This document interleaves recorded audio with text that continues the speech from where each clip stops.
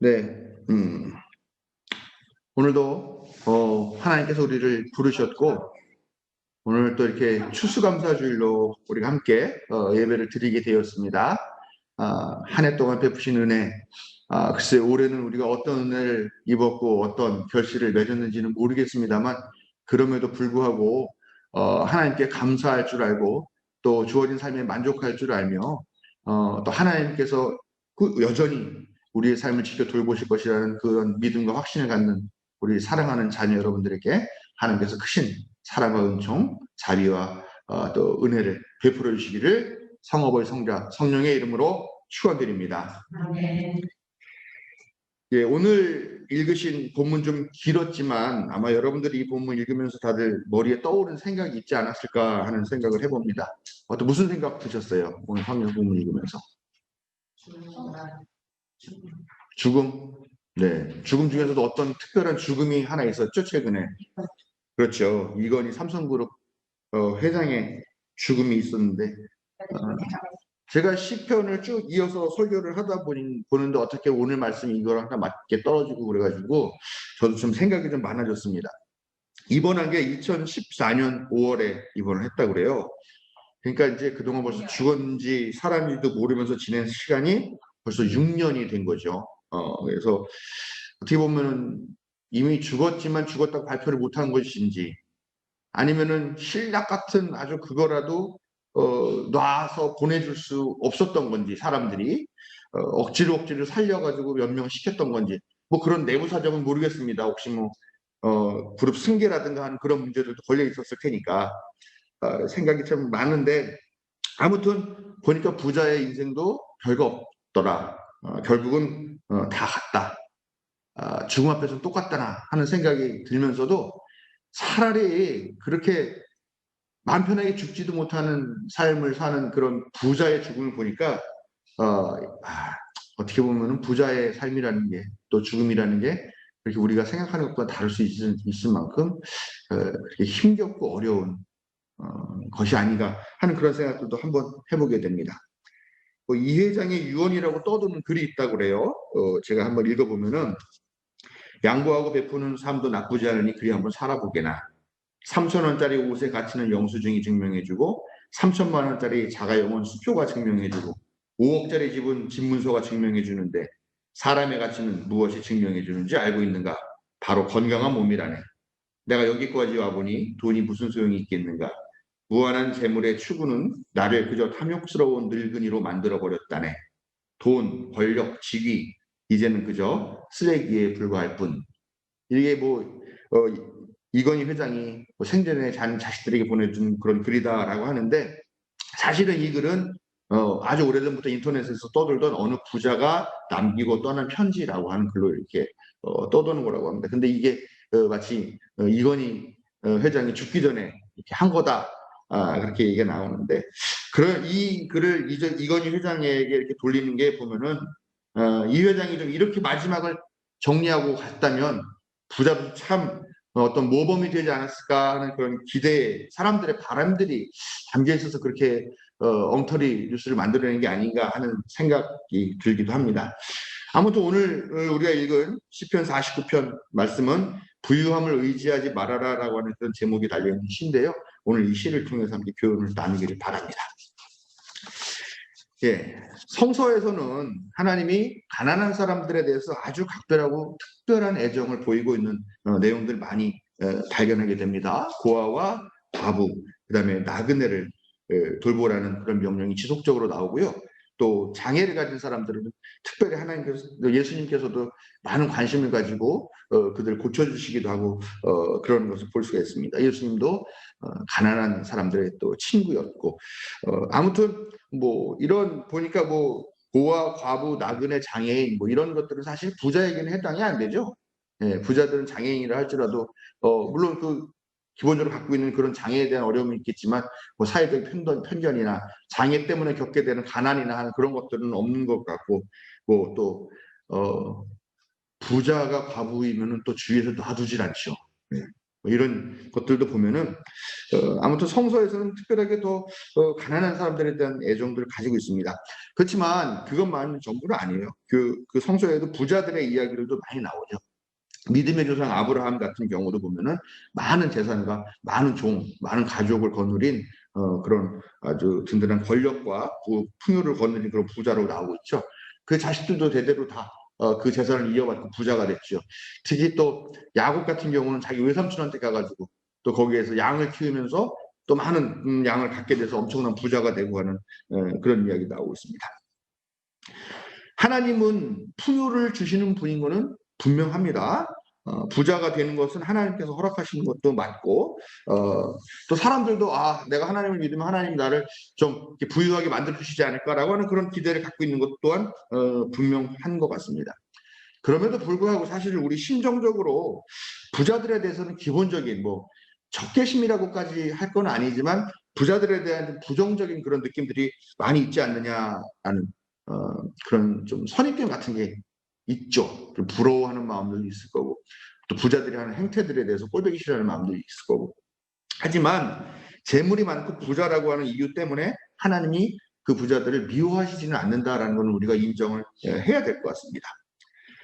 부귀영화를 누리는 게 하나님 주시는 복인 거는 분명하죠. 순복음교회 같은 데에서 가르치는 그런 신학은 뭐 삼박자 축복 뭐 이러면서 하는데 또 그것도 우리가 뭐 잘못됐다 틀렸다라고만 그렇게 부정할 수만도 없는 거죠. 인정하고 싶지는 않지만 또 우리가 살고 있는 자본주의에서 제일 그 복을 받았다라고 한다면 뭘로 평가하겠습니까? 자본주의 국가면은 돈 많고 부자가 되는 게 가장 복 받은 증거라고 얘기를 할 수밖에 없는 것이 사실이죠. 그렇기 때문에 부자라는 이유로 우리가 부자들을 향해서 뭐 일방적인 그런 적개심을 갖는다거나 또 하나님께서 미워하신다라거나 그렇게 생각하는 것, 그걸 당연하게 생각하는 것은 사실 바람직한 것은 아니다라는 것입니다. 그런데 실제로 부자들이 문제가 많이 있죠.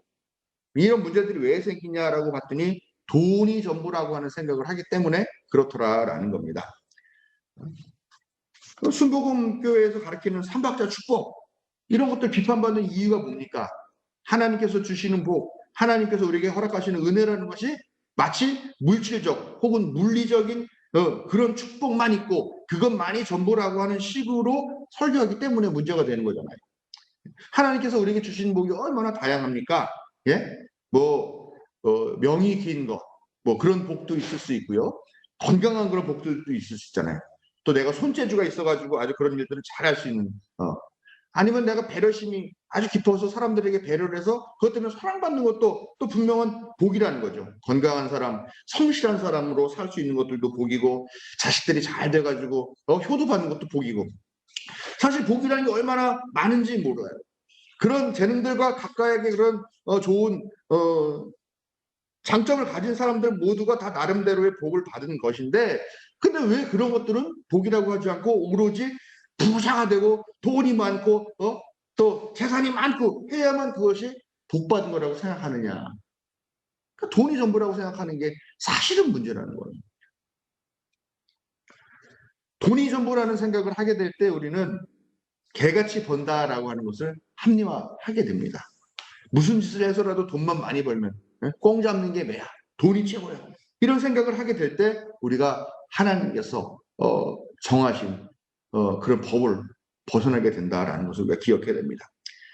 불행하게도 수많은 부자들이 그렇게 정당하지 못한 마치 개처럼 그렇게 부자가 되는 것을 볼 수 있다라는 겁니다. 이스라엘 역사 중에 가장 부자였고 가장 풍요롭고 국가적으로 그렇게 가장 넉넉했던 시대가 있었습니다. 그 시절에 그런데 가장 혹독한 가난한 사람들에 대한 착취가 일어났던 그런 시기였다는 것입니다. 그때 당시 활동하던 이사야, 호세야, 미가, 아모스 같은 그런 예언자들은 막 그 시대의 부자들 또 그 시대에 정말 부당한 방법으로 부를 축적한 그 사람들을 막 비난하고 비판하고 심판의 예언들을 하게 되는데 어떤 일이 있었냐면요. 채무자들의 자녀를 신발 한 켤레 값을 주고 사갖고 오는 겁니다. 채무자가 왜 생겼냐? 고리대금업으로 농민들에게 땅을 담보로 잡고 뭐 집을 담보로 잡고 심지어는 그 집의 자녀들까지 담보로 잡고 하면서 고리대금업을 했다라는 거죠. 그러나 뭐 농민들의 삶이라는 게 뭐 뻔하지 않습니까? 뭐 지금같이 뭐 농기계 혁명이나 무슨 종자혁명이 일어난 것도 아니고 결국은 땅 빼앗기고 집 빼앗기고 자식들까지도 신발 한 켤레 값으로 팔아먹을 수밖에 없는 그런 상황에 처하게 되었다는 거죠. 그럼에도 불구하고 이 부자들은 더 많은 재산을 갖기 위해 가지고 혈안이 돼 가지고 자기 집 옆에 옆집 사람의 집, 또 옆집 사람의 집, 집에 집을 더하고 또 밭에 밭을 더하면서 마치 거대한 자기만의 성이라도 이룬 듯이 그렇게 부자들이 재물을 축적하게 되는 그런 상황들이었다라는 것입니다. 결국 농민 계급은 토지와 주택을 잃고 가족까지 다 뿔뿔이 흩어진 채 노예 신분으로 전락하게 되었다는 거죠. 하나님이 그 꼴을 가만히 놔두고 보시지 않았어요. 결국 이스라엘도 유다도 외국에 의해서 강대국에 의해서 망하게 되는 그런 결과를 맞게 되었다는 것입니다. 3대 거짓말이 늙은이가 죽고 싶다, 처녀가 시집 안 간다, 장사꾼이 밑지고 판다 이런 얘기 하잖아요. 기업들을 보면 참 그게 거짓말이라는 걸 알 수밖에 없습니다. 노동자들을 착취하거나 노동자들이 당연히 누려야 될 그런 권리들을 인정하지 않고 그러면서 어떻게 하면 더 적게 주고 더 많이 일을 시킬까 이런 것들을 고민하죠. 그러다 보니까 이 현대 과학기술이랑 접목이 돼가지고 그런 노동 착취 기술들이 나오는 거죠. 노동 강도를 높이는. 저는 그 컨베어 벨트라는 거 있죠. 이렇게 저쪽부터 이렇게 벨트에 쫙 물건이 실려서 이렇게 보면은 난 여기서 탁 하나 만들고 또 탁 실려면 탁 만들고 이렇게 하는 것들이 어떻게 보면은 그냥 단순하게 뭐 기술 혁신이라고 생각했는데 사실은 그게 애초에 고안된 게 노동자들이 여기저기 왔다 갔다 하면서 일을 하다 보니까 시간이 많이 걸리고 생산량이 얼마 안 되니까 이들을 어떻게 더 효율적으로 부려먹을까라고 하는 그런 요구 때문에 만들어진 게 컨베이어 벨트라고 그렇게 얘기를 듣고 좀 깜짝 놀랐어요. 그들은 그렇게 어떻게 해서든지 노동자를 조금이라도 더 일시키고 조금이라도 더 많이 생산하게 하려고 그렇게 악착같이 노력을 한다라는 거죠. 그렇게 얻은 수익의 상당 부분을 사실은 그 기업가가 독차지하고 볼 수 있잖아요. 뭐 노동자들의 월급 뭐 아무리 많다 하더라도 심지어 한국에는 보면 중소기업 사장들조차도 일 하나도 안 하고 골프 치러 다니고 해외여행 다니고 뭐 하면서도 그런데 뭐 중소기업 월급 얼마나 받습니까? 이런 일들이 버젓이 벌어지고 있다는 것이죠. 삼성이 무노조 경영하는 것 가장 대표적이죠. 노조 만들면 막 찾아다니면서 막 와해시키고 테러하고 해고하고 이런 일들. 요즘 택배사의 노동 착취가 참 말이 많습니다. 분류인은 너무 적다 힘들다 왜 우리가 분류까지 해야 되냐고 택배 기사들이 막 이야기를 하니까 CJ 대한통운에서 이번에 그러면 내가 500억을 낼 테니까 그걸로 인원을 보충해라. 이렇게 통큰 선언을 했더라고요. 그래서 야 대단하다. 그래도 사람들이 그렇게 죽어나가고 그러니까 지도 양심이 있었나 보다라고 했는데 내용을 보니까요. CJ 대한통운에서는 250억만 내고요. 나머지 250억은 또 다시 소장들과 택배 기사한테 니네들이 각출해서 내라라고 얘기를 했다라는 겁니다. 기가 막히지 않습니까? 꼼수잖아요, 꼼수. 어젠가 그저께가도 또 한 분 택배기사 돌아가셨다고 15분 올해만 돌아가셨다고 얘기를 하는데 그런데도 거기서 돈 계산하고 습하는 말 튕기고 있는 것 너무 기가 막히다는 거죠. 돈만 알고 돈 벌기 위해서 수단과 방법을 가리지 않고 인간적인 그런 의리와 어떤 인간적인 신의를 저버리는 그런 것 하나님께서 매우 증오하시는 것이라는 것을 분명히 알아야 된다는 겁니다. 사실 부자이면 자기 자신도 누릴 수 있잖아요. 먹고 싶은 것도 먹고 뭐 하고 싶은 거 다 할 수 있으면서 사실 그러면서도 또 이웃에게 베풀 수 있는 그런 능력도 있는 거잖아요. 선지자 엘리야를 특별하게 모신 부자 부부가 있습니다. 그 부부가 선지자라고 하니까 어서 오시라고 하면서 다락방 하나 만들어 놓고 지나가실 때마다 쉬시고 가십시오. 극진하게 모셨죠. 그랬더니 엘리야가 이렇게 보니까 그 집에 자녀가 없어 아이가. 그래서 다음에 내가 여기 올 때쯤 아이가 생길 거다. 아이고 뭐 제가 나이도 많은데요. 결국 아이가 생겼죠. 나중에는 또 무슨 일이 생겼냐. 그 아이가 또 죽었어요. 밖에 나가서 놀다가 일사병 같이 걸려서 아이고 머리 하다가 죽었는데 선지자가 또 와서 그 아이를 되살려서 부모에게 돌려주었습니다. 아름답지 않습니까? 부자가 자기가 가진 돈을 가지고서 사람들을 섬기고 거기에 대해서 다시 복을 받고 하는 이런 건 참 아름답다라는 겁니다. 넉넉한 재산을 갖고 있는 사람인데 그 재산으로 자기 친족을 돌보고 또 그들에게 재물을 나누는 것, 그것도 또 하나님께서 기뻐하시는 일이죠. 우리가 잘 아는 룻과 나오미 이야기 아시잖아요. 룻이 자기 남편 죽었어요. 그러다 보니까 이제 가난해져가지고 그러고 있는데 보아스라고 하는 사람이 자기 친족을 책임져야 되는 그런 지위에 있는 사람한테 가서 그랬더니 이 보아스라는 사람이 룻을 걷어들이고 그 가족을 다시 살리고 다 자기 재산이 많으니까 이렇게 베풀고 섬겼다라고 하는 것이죠. 보아스라는 사람이 누군지 아세요? 보아스가요. 예수님의 혈통 가운데 들어있는 사람. 그분이 다윗 왕의 뭐 증조 할아버지인가 고조 할아버지인가가 되는 그런 존재들이라는 것입니다. 마가복음 10장 17절 이하의 말씀 보면 한 부자 청년에 대한 이야기가 나옵니다. 예수님께 와가지고 예수님 영원한 생명을 얻으려면 어떻게 해야 돼요? 예수님이 딱 보니까 이 친구 눈여겨보면서 야 젊은 놈이 이런 영원한 생명에 대한 이런 진리와 이런 거에 관심이 있구나. 참 사랑스럽다라고 생각을 하십니다. 그래서 한마디 하시죠. 한 가지 부족한 게 있는데 내가 가진 것 다 팔아서 가난한 사람에게 주고 너는 나를 따라와라. 그러면은 영원한 생명을 얻게 될 것이다. 그랬더니 어땠습니까? 이 청년이 재산이 많았어요. 가진 재산이 많았기 때문에 울상을 지으면서 근심하며 떠나갔다라고. 그 청년에게는 영생하고도 바꾸고 싶지 않았던 게 바로 재산이었다라는 겁니다. 그러나 반면에 우리가 너무나 잘 아는 삭개오 아시죠? 삭개오 부자였습니다. 부당하게 얻은 재산이었어요. 그런데 뭐라 합니까? 예수님 딱 만나면서 깨끗하게 포기합니다. 내가 부당하게 얻은 것들은 4배로 돌려주겠습니다. 그리고 기본적으로 내 재산 반 떼서 가난한 사람들에게 나누어 주겠습니다. 돈만 하는 게 아니라 참다운 삶의 가치가 무엇인지 인생의 가치가 무엇인지를 삭개오는 알았다라고 하는 것이죠. 양 100마리를 가진 사람이 잃어버린 한 마리를 찾기 위해 가지고 나가서 정말 고생을 하고 오죠. 그리고 와서 깨닫는 거죠. 야, 내가 이미 99마리 갖고 있는데 이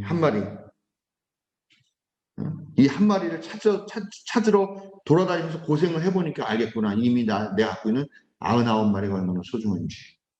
그리고 찾아와서 이웃을 불러가지고 함께 나누면서 기뻐한다고 합니다. 불러 모았으니까 여러분 불러 모으면 다 와서 야, 자 교회 오십시오. 뭐 우리 집에 오십시오라고 해놓고서 자 내가 양 한 마리 찾았습니다. 그러고 자 끝났으니까 가십시오. 그러진 않을 거 아니에요. 뭐 음식도 대접하고 뭐 하고 어쩌면 그 찾아온 양 한 마리를 잡아서 대접했을지도 모르겠습니다. 예? 그렇게 자기 것을 나누면서 즐길 때 거기에서 기쁨이 있고 하나님 나라가 있다는 것입니다. 예수님이 또 비유로 말씀하시잖아요. 한 부자가 밭에서 농사를 져가지고 소출을 많이 거뒀어요. 부자니까 아마 직접 농사를 짓지 않았겠죠. 아무튼 소출을 많이 거뒀습니다. 근데 보니까 쌓아둘 창고가 너무 비좁아. 야 이거 헐고 새로 짓자. 그래서 엄청나게 큰 창고 딱 지어놓고서 야 이제 맘 놓고 먹고 마시면서 즐기면서 내 인생을 살아야 되겠다. 그랬단 말이에요. 예수님께서 뭐라고 얘기하시냐.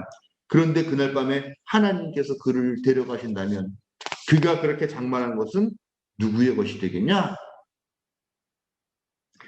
만약에요, 그가 창고를 수출을 많이 거둬온 다음에 창고가 좁네, 창고를 새로 지어야지 하는 게 아니라 창고가 좁네, 그 창고에 안 들어가는 거는 가난한 사람들에게 좀 나눠주고 이웃에게 좀 베풀고 이걸로 마을 잔치도 좀 벌리고 해야 되겠네 라고 했다라고 한다면 혹시 예수님의 비유가 그는 다음날 아침 활짝 웃으며 떠오르는 아침을 맞이했을 것이다. 이렇게 혹시 그 비유가 바뀌지 않았겠느냐 하는 생각도 한번 해보게 된다는 거죠.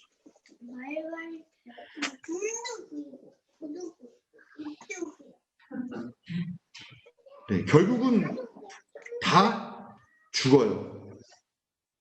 누구나 다 압니다. 아무리 재산이 많은 부자라 해도 그 평생 모은 재산 가지고 다음 세상으로 가는 것은 아니에요. 너무나 잘 알고 있습니다. 오늘 읽은 시도 그렇고 아마 이 회장도 그걸 알고 마지막 순간에 가지 않았겠는가라는 생각을 합니다. 그리고 그 부자 아버지의 죽음을 보는 그 자식들도 그거 알 거예요. 허망하고요. 그런데 그때뿐이죠. 돌아서면 다시 재산과 소유에 집착하면서 그거 한 푼이라도 더 갖겠다고 가족 형제들이랑 싸우면서 그렇게 진흙탕 개싸움을 하더라라는 거. 죽기 전에 이 풍요와 부유를 누릴 수 있어야 됩니다. 그렇기 때문에 소유가 아니에요. 향유를 해야 되는 거죠. 향유. 근데 향유도 바른 향유가 있잖아요. 예? 맛있는 음식, 치킨. 얼마나 맛있습니까, 치킨. 생각만 해도 벌써 배가 막 고파오는데. 그 치킨을 먹는 게 향이죠. 근데 그걸 아무 데서나 먹으면 안 되는 거예요. 예? 세월호 사고로 자기 자식들 잃은 부모도 있는데 그 앞에 가가지고 치킨 뜯어 처먹고 있는 거, 그건 향유가 아니잖아요. 그거는 발광이잖아요. 그건 미친 짓이잖아요. 향유도 바른 향유를 해야 된다라는. 가난해서 식사 한 끼 제대로 못하는 그런 사람들 옆에 있는데 그 사람들 그 빤히 보면서 진수성찬이 넘어갑니까? 노동자들이 과로로 지금 막 쓰러져 가고 있는데 야 오늘 얼마 더 벌었어? 돈 세고 있는데 그게 사람입니까? 그게 인면수심이죠. 그게. 예? 이런 너무나 당연한 사실을 모른다면 부자도 상거지고요. 개쓰레기가 될 수밖에 없는 거예요. 그렇게 사는 겁니다. 그러나 내가 가난하다 하더라도 예? 정말 이 사실을 안다면 언젠가 떠나는구나. 언제는 죽게 되는구나. 내가 소유보다는 향유라면 살아있구나라는 이 사실을 아는 그런 사람은 가난하다 하더라도 그런 타워 페이스가 부럽지가 않고 그거 보고 시기하지 않는다라는 겁니다. 부자가 되는 것보다는 어떤 삶을 사느냐가 더 중요하다는 것을 깨달으시기 바랍니다. 시인은 어떤 사람이 부자가 되고 재산이 늘어나더라도 너는 스스로 초라해지지 말라라고 훈계를 하고 있습니다. 부자를 부러워할 필요도 없고요. 부자가 되지 못했다고 슬퍼하지도 말라는 이야기입니다. 부자가 되지 못함으로써 슬퍼하지 말고 지금 주어진 삶에서 만족하며 어, 부자가 되지 못한 걸 슬퍼하지 말고요. 내가 지금 나에게 주어진 이 삶을 충분히 누리지 못하고 그거에 만족하지 못하는 거를 슬퍼해야 한다는 이야기입니다. 우리 중에 밥 굶는 사람 있습니까 혹시?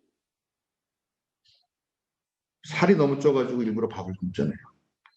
혹시 우리 가족 중에 차 없는 집 있습니까? 차 없는 집도 없어요 요즘은요. 비록 여러분들 이름으로 등기된 집은 없을지도 몰라요. 그렇지만 지금 우리 중에 비 맞고 몸 누일 곳 없어가지고 길거리에서 풍찬 노숙하시는 분, 그런 분 없어요. 게다가 지금 여러분들 다 건강한 편이고 그래서 일할 수 있고요. 그런데 지금 우리가 갖고 있지 못한 것 때문에 부러워하고 더 많이 갖지 못한 것 때문에 불평하기만 한다면 그거야말로 얼마나 인생이 비참합니까? 이미 갖고 있는 것들도 있는데 그걸 누리지 못하고.